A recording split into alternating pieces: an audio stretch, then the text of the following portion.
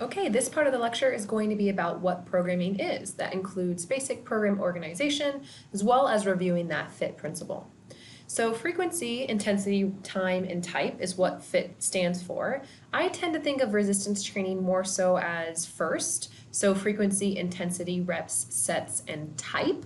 But how our department tends to teach it here is FIT, so frequency, intensity, and type, and then we also add volume to that, and that's where your reps and sets come in. But either way, it's important that you know that all of those components come into play.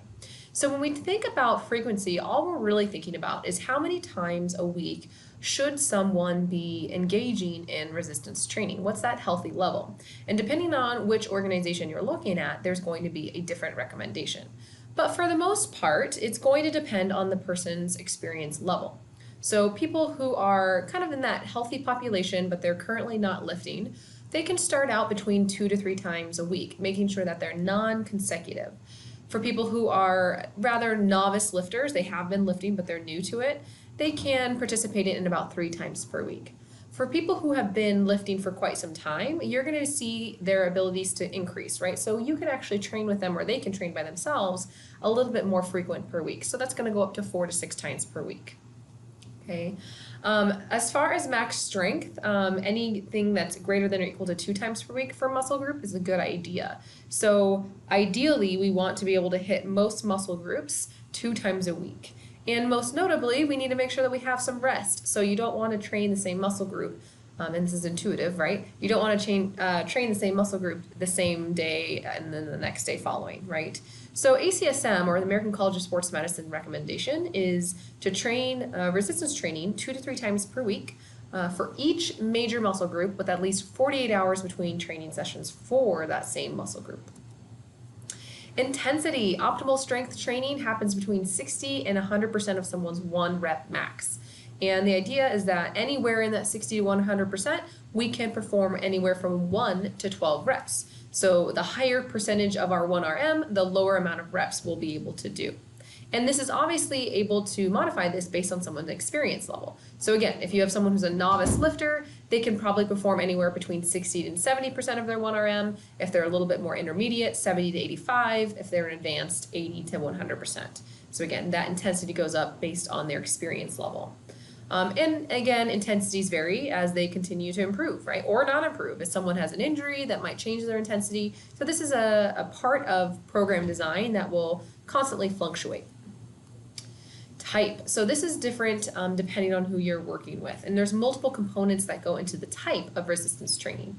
Is it a primary versus an assistance move? So P is for primary. P is going to stand for your major muscle groups, your prime movers.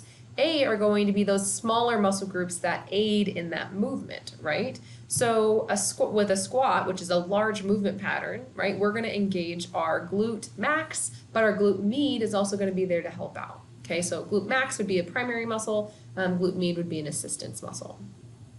But that's not to say that we don't want to often train our glute med or min by itself, which is why a lot of times in recent years we're starting to see people do some of those ancillary movements and kind of compensatory movements to help out with those large movement patterns.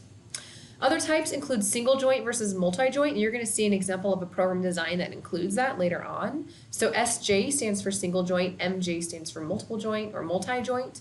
And single joint exercises are very nice for people who are just starting off. So a single joint exercise, an example of that would be a bicep curl, because the only joint that's moving is that elbow joint, right? Or a leg extension, because the only joint that would be moving is the knee joint. But the more advanced you go, you're going to want to incorporate more multi-joint exercises for reasons we've already discussed, right? It's more functional in nature. It helps us mimic activities of daily living. And so that's why, and can be more metabolically active. So that's why we often will recommend multi-joint exercises. They're more neurologically complex, so they're challenging. And again, they're more mimicking athletic and ADL movements. Free weights versus machines. Free weights get a bad rap because we think, oh, you know, they tend to be open kinetic chain exercises. You know, they're a little bit easier. You know, you don't use these kind of assistance muscles while you're doing them, and that's very true.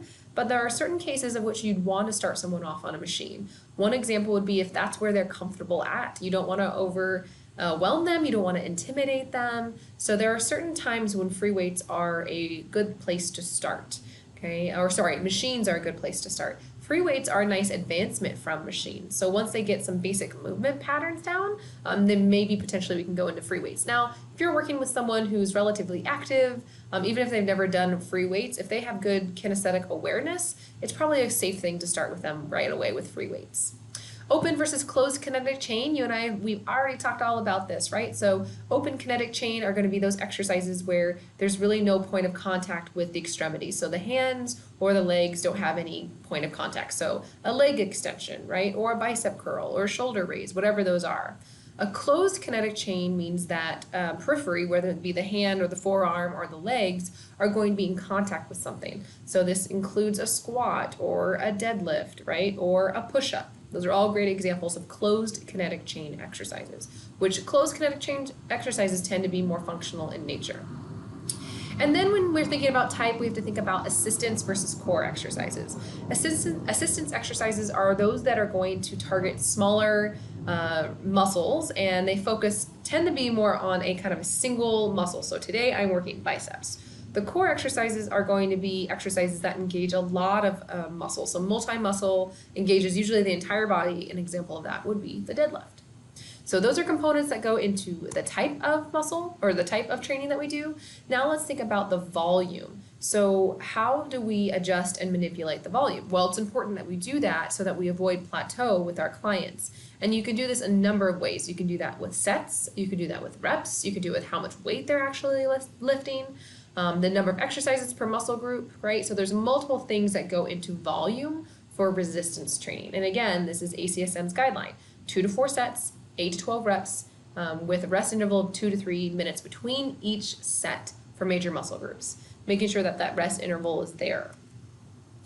Now let's think about some other things to consider: order, set, reps, and rest, right? Let's think about these a little bit more in detail. So when it comes to order, we typically want to use our larger muscle groups first. And I want you to pause and think about why that's the case.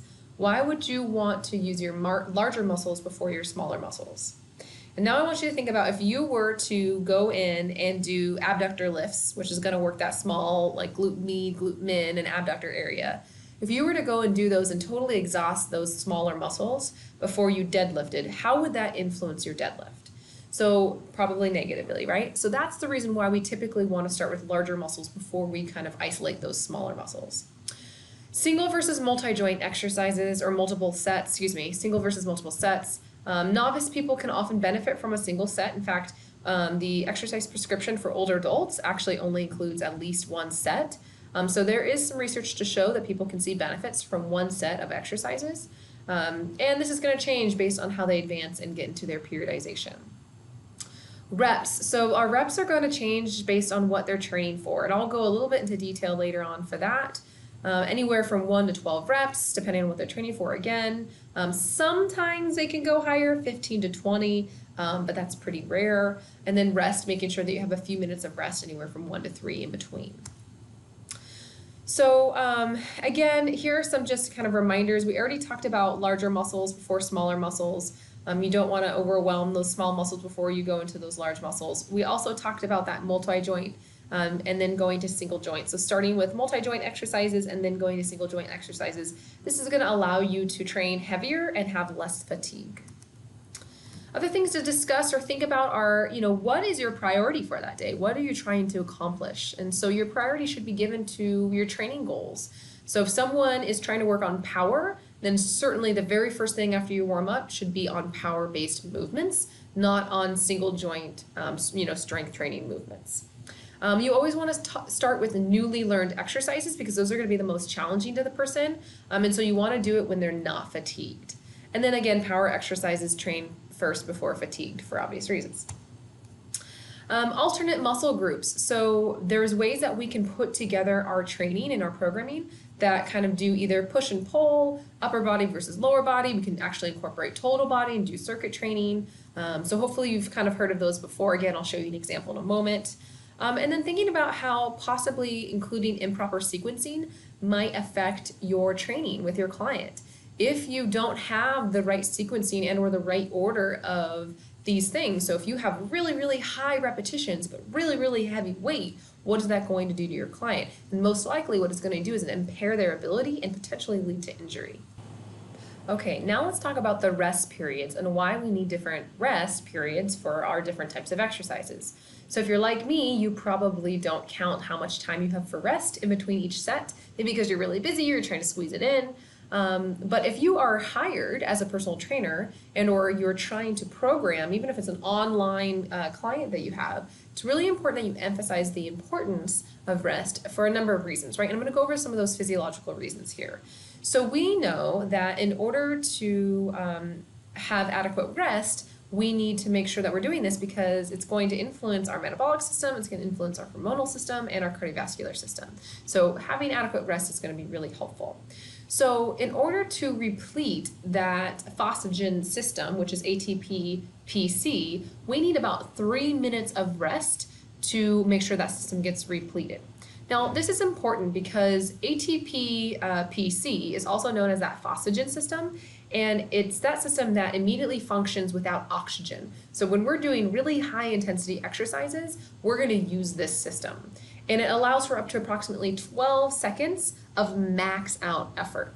So in order for us to replete that ATP-PC, we need about 3 minutes of rest to do so. Okay. Now we also need rest to remove our lactate and hydrogen ions.